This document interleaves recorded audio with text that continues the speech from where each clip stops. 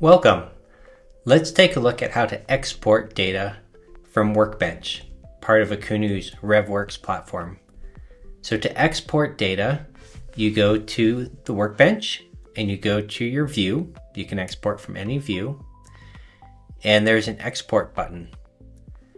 And when you export, you're going to get the data as it is in the view. So the periods that you've selected, the fields that are in the view, the hierarchy or part of the hierarchy, that's what you're going to get.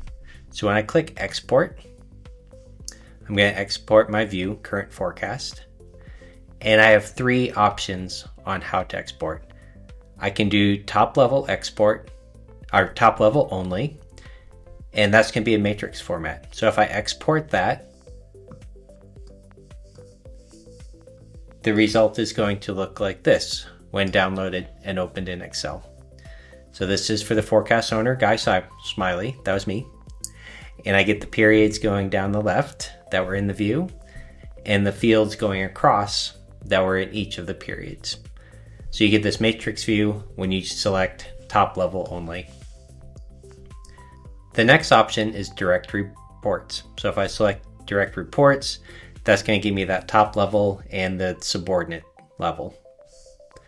And if I exported that and look at it in Excel, this is what it would look like. So Guy Smiley again at the top, and then the two direct reports, Amelia and Jamie.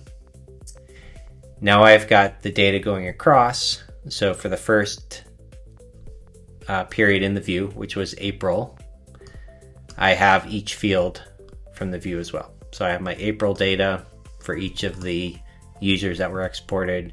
And then I move across the May data and then the Q2 data. So the last option is to export with the full rollup. So this is going to export the entire hierarchy with all the periods and all the fields. And if I did this and opened it in Excel, this is what it's going to look like. So there I can see Guy Smiley at the top still, the two direct reports, and the rest of the tree below him. Now you may have noticed in the last example that it does include a path so that it's easy for you to see the actual roll-up hierarchy in the export. Path, forecast manager, this is going to work for role-based hierarchies as well as territory-based hierarchies, and then all of the data from the view.